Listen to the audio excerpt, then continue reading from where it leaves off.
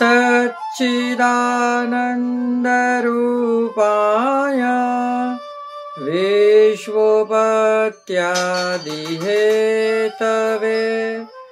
तापत्रय विनाशाय श्रीकृष्णाय वयं नमः। पुष्टिमार्गीय सर्वज्ञ करुणारसपूरित श्रेष्ठ फलप्रदाता च तस्मै श्री गुरुवे नमः। जय श्री कृष्ण, राधे राधे। जय श्री वल्लभ प्रियजनों, दास का प्रणाम स्वीकार करें। तो दास उपस्थित है आज आपके सामने श्री गोसाई जी के परम सेवक एक वैष्णव की कथा लेकर। कथा प्रारंभ करने से पहले दास आपसे आज एक विनंती करना चाहेगा, एक निवेदन करना चाहेगा कि आज से और नित्य कुछ 10 दिनों के लिए हम आपको 252 जो वैष्णवों की कथा हम आपके लिए नित्य लेकर आते हैं, वह 10 दिनों के लिए किसी कारणवश हम नित्य नहीं ला पाएंगे, परंतु रहस्य भावना में और पुष्टि प्रश्नोत्तरी ये हम जहां तक बनेंगे कोशिश करके आपके लिए नित्य अवश्य तैयार करेंगे, क्योंकि हम यानी आपके दास प्रयाग जा रहे हैं स्नान के लिए। इसी कारणवश हम ये 252 वैष्णवों की कथा आपके लिए नहीं ला सकते, क्योंकि इसे बहुत पढ़ना पड़ता है और पढ़ने के बाद फिर इसके लिए वीडियो बनाने पड़ते हैं, एडिट करना पड़ता है। इसलिए और कुछ हम जब बाहर जाएंगे तो फिर हमारे जो प्रिय वैष्णव हैं जो ये ऐड करते हैं वे कैसे ऐड करेंगे। तो शुरू करते हैं आज की कथा। कथा प्रारंभ करने से पहले दास आपसे नित्य की तरह निवेदन करना चाहेगा कि यदि आप हमारे चैनल पर नए हैं तो आपका बहुत प्रेम हमें मिल रहा है, ये हम देख रहे हैं। हमारे सब्सक्राइबर अब धीरे धीरे बढ़ना चालू हुए हैं।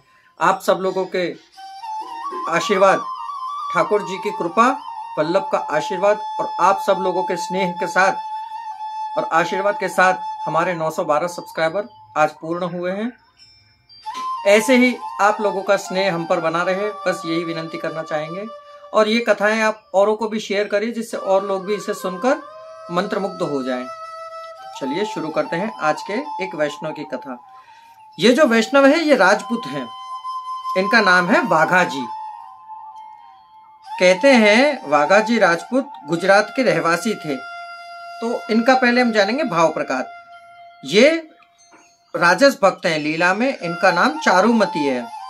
ये मदोन्मता के भाव रूप है। और उनकी एक सखी है जिनका नाम है चारुमुखी। वो यहाँ वाघा जी की स्त्री हुई हैं। दोनों में खूब स्नेह था। दोनों ठाकुर जी के अतरंग सखी हैं। गुजरात के एक गांव में ये दोनों राजपूत के वहां जन्मे। 8-10 वर्ष के हुए तब दोनों के माता पिता ने इनकी विवाह कर दिया। कितने ही दिनों बाद स्त्री बड़ी हुई तब स्वयं के घर आई। वाघा जी की स्त्री बहुत सुपात्र, लायक और पतिव्रता थी। वाघा जी की आज्ञा में ही रहा करती थी। वाघा जी जब 20 वर्ष के हुए तब राज्य में नौकरी के लिए रहे। एक दिन श्री गोसाई जी द्वारका जी पधार रहे थे। मार्ग में वाघा जी का गांव आया। वहां श्री गोसाई जी ने मुकाम किया। वाघा जी ने श्री गोसाई जी के रथ, घोड़े और आदमियों को देखा। तब वाघा जी ने श्री गोसाई जी के एक सेवक को बुलाया और उनसे पूछा कि ये कौन से राजा की फौज है और ये आज कुछ है क्या। तब एक व्रजवासी ने कहा कि ये राजा नहीं, राजाओं के राजा महाराजा धीराज हैं, आचार्य हैं, जगत गुरु हैं, बड़े बड़े राजा इनके सेवक हैं। तब वाघा जी ने पूछा कि इनका नाम क्या है। तब उसने कहा कि इनका नाम श्री विट्ठलनाथ जी, श्री गोसाई जी है। श्री गोकुलाधिपति, गोकुल में निवास करने वाले गोकुलाधीश हैं ये। तब वाघा जी को श्री गोसाई जी के दर्शन की बड़ी आतुरता हुई। व्रजवासी ने व्रजवासी से कहा कि मुझे इनके दर्शन करने हैं। तब उसने कहा कि देखो वहां दूर, वहां श्री गोसाई जी साक्षात विराज रहे हैं। जैसे ही वाघा जी ने वहां देखा, क्या देखता है, देखते के साथ उन्हें श्री गोसाई जी के अंदर श्री गोवर्धन नाथ जी की छवि दिख रही है। श्री गोवर्धन नाथ जी खड़े हो ऐसा दिख रहा है। ऐसा स्वरूप तेज प्रताप देखा। वाघा जी ने आकर श्री गोसाई जी से विनती करी कि महाराज कृपया कर आप मुझे अपना सेवक करें। आज मेरे भाग्य का उदय हुआ है, मेरा भाग्य आज जागा है। साक्षात कोटि कंदर्प लावण्य, करोड़ों कामदेवों के समान सुंदरता जैसा आपका पुरुषोत्तम दर्शन हुआ है।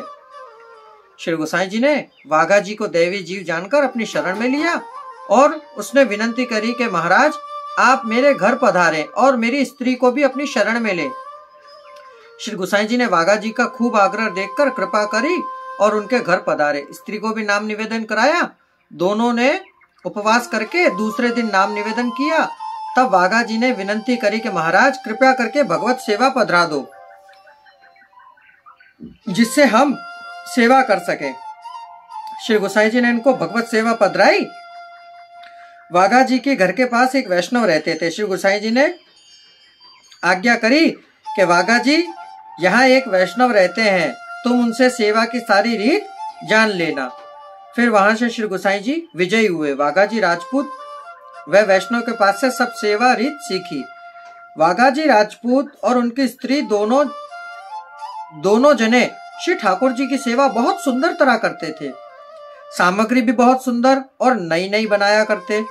ठाकुर जी को धरते, रोज वैष्णव को महाप्रसाद लिवाते और यदि कोई वैष्णव उस दिन इनके यहाँ प्रसाद लेने ना जाए, महाप्रसाद लेने ना पहुंचे, तब उस दिन ये उपवास कर ही दिन निकालते थे।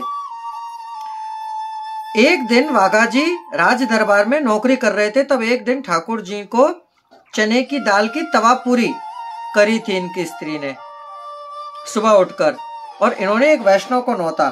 श्री ठाकुर जी के श्रृंगार भोग धरकर बाहर आए और इतने में राज दरबार से एक आदमी इनको बुलाने के लिए आया कि राजा जी की असवारी अभी शिकार पर जा रही है, तुम जल्दी चलो। वाघा जी ने स्वयं की स्त्री से कहा कि राजा की असवारी जा रहा हूं, जिससे लेट आऊंगा, यानी कि विलंब से आऊंगा। तू ठाकुर जी को राजभोग धर के भोग सराकर आरती अनौसर करके, और मैंने उस वैष्णव को नौता दे दिया है और अभी जाते जाते उनसे कहता जाऊंगा कि जल्दी जाकर महाप्रसाद लेना।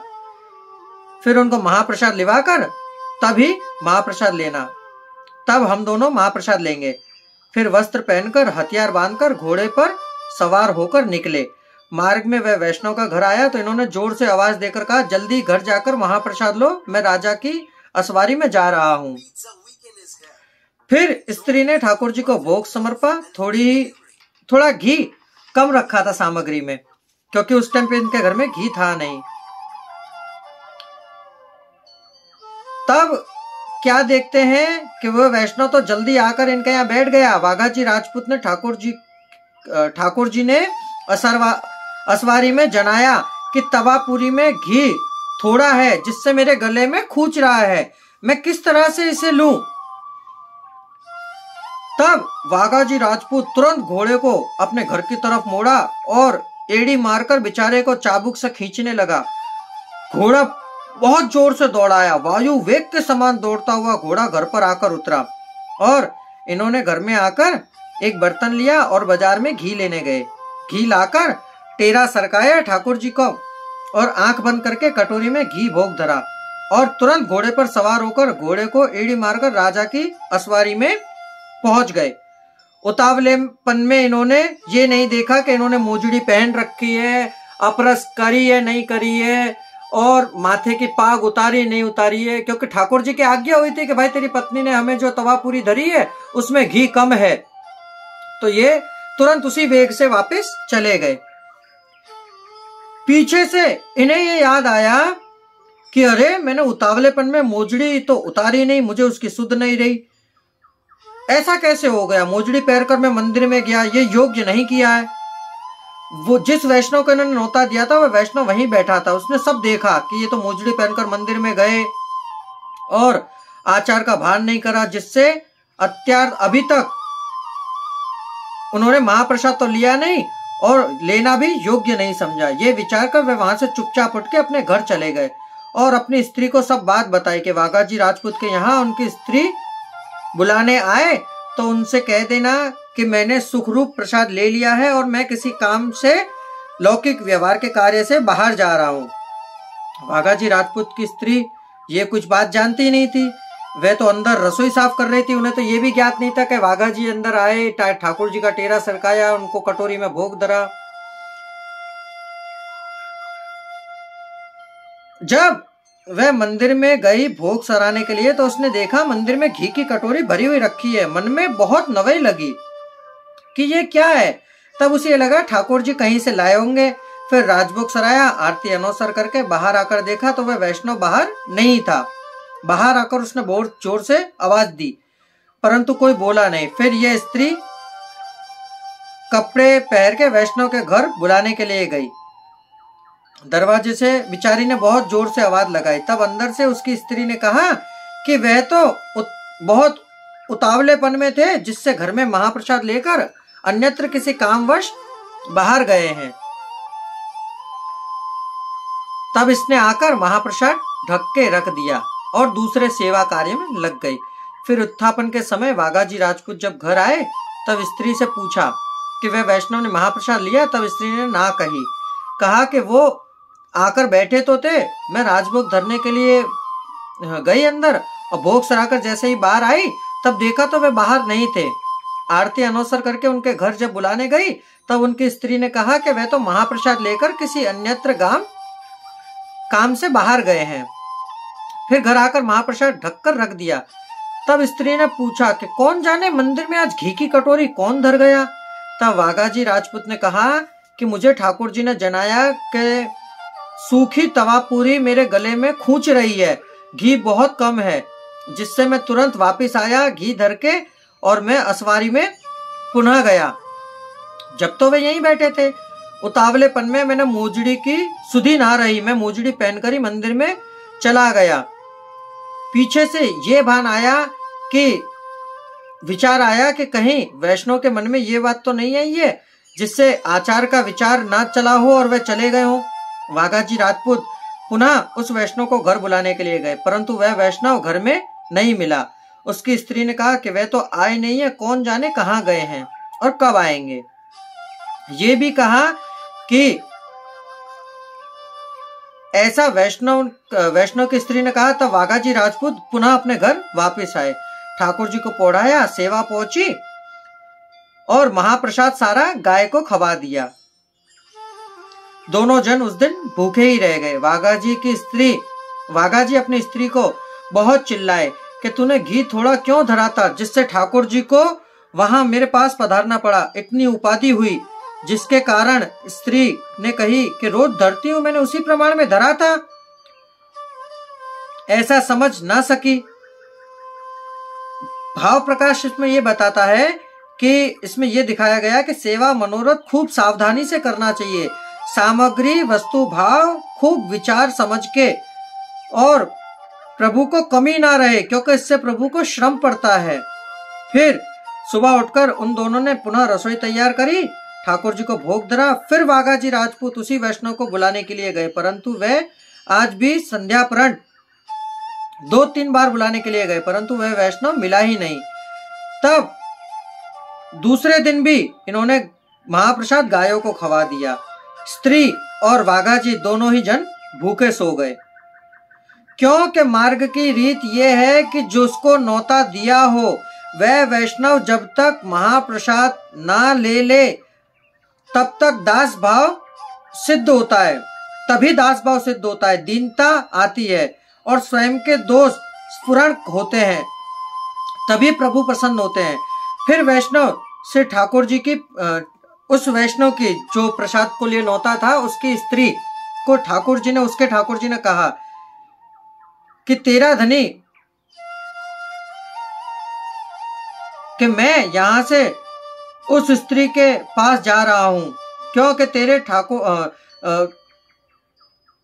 तेरे धनी वाघाजी राजपूत के घर से भूखे क्यों आए। उसके ठाकुर जी ने घी मांगा था जिसके उतावलेपन घी धरा और उतावले में मोजड़ी उतारना ध्यान नहीं रहा, तो उसमें क्या हुआ? ये तो प्रेम की रीत है। यहाँ ये शंका होती है कि श्री ठाकुर जी ने ऐसे क्यों कहा। तब श्री आचार्य जी की मार्ग की रीत में तो ऐसा आता ही नहीं है, अपरस में ही भोग धरा जाता है। परंतु कभी प्रेम में विहल होकर अपरस भूल भी जाए तो भी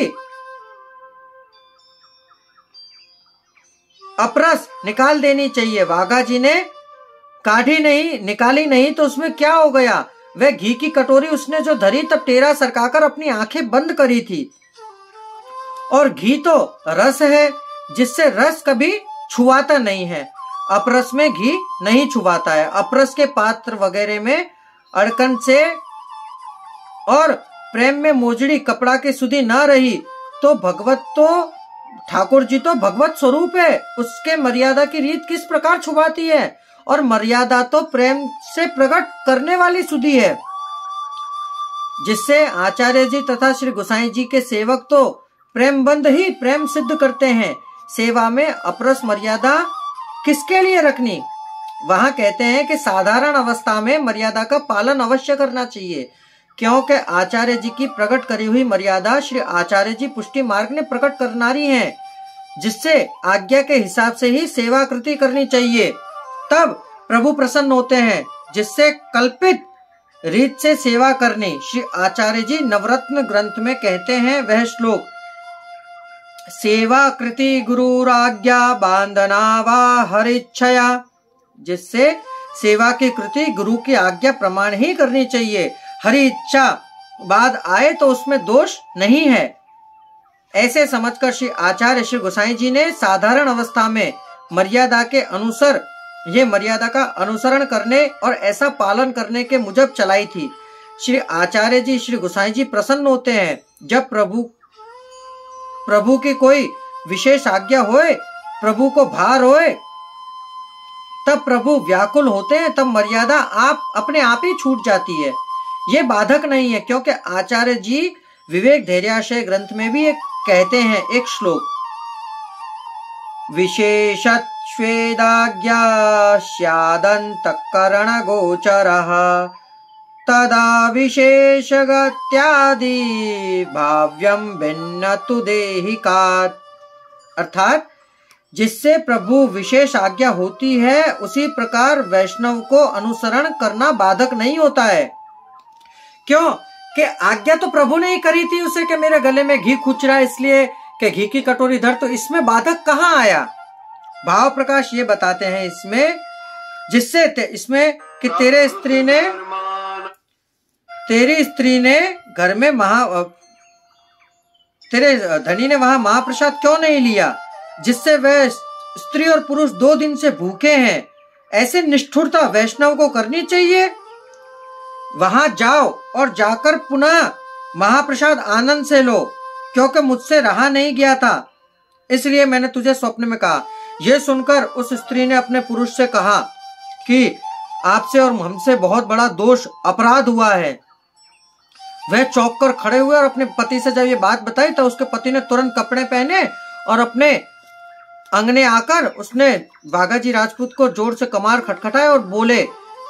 जैसे उन्होंने कबाट खोले ऐसे उनके पैरों में गिरकर अपने अपराध की क्षमा मांगने लगे और बोले, महाप्रसाद मेरे घर नहीं लिया, इससे स्वप्न में मेरी स्त्री को प्रभु ने दर्शन देकर ये सब कहा है, हमें क्षमा कर दीजिए। तब राजपूत ने अपनी स्त्री को बुलाया और बोला कि इन्हें महाप्रसाद लिवाओ। तब उस समय महाप्रसाद तो था नहीं। तब अनसखड़ी इनको धरी और अगले दिन पुनः इनको न्योता दिया और जब इन्होंने महाप्रसाद लिया तभी दोनों ने महाप्रसाद लिया। देखिए 2 दिन तक कोई वैष्णव इनके यहाँ प्रसाद नहीं लेने आया तो इन्होंने भी भूखे दिन निकाल लिए। आज के समय पर क्या कोई ऐसा वैष्णव है जो नित्य प्रति किसी भी को एक वैष्णव को प्रसाद लिवाए? इसमें ये बताते हैं भाव प्रकाश के वैष्णव की आरती श्री ठाकुर जी सह नहीं सके, इसलिए सच्चे मन से आरती होती है, तभी उनके सारे मनोरथ ठाकुर जी पूर्ण करते हैं। वाघाजी राजपूत श्री गोसाई जी के सेवक ऐसे कृपा पात्र और कृपा पात्र भगवदीय वैष्णव थे कि इनकी कथा जहां तक कहे वहां तक कम है। तो प्रियजनों, ये थी वाघाजी राजपूत की कथा। यदि सुनकर आपको आनंद की अनुभूति हुई हो तो हमारे चैनल को शेयर अवश्य करिएगा। अब दास को आज्ञा दीजिए, कल पुनः मुलाकात होगी नई कथा नए प्रसंग के साथ। जय श्री कृष्णा, राधे राधे, जय श्री वल्लभ।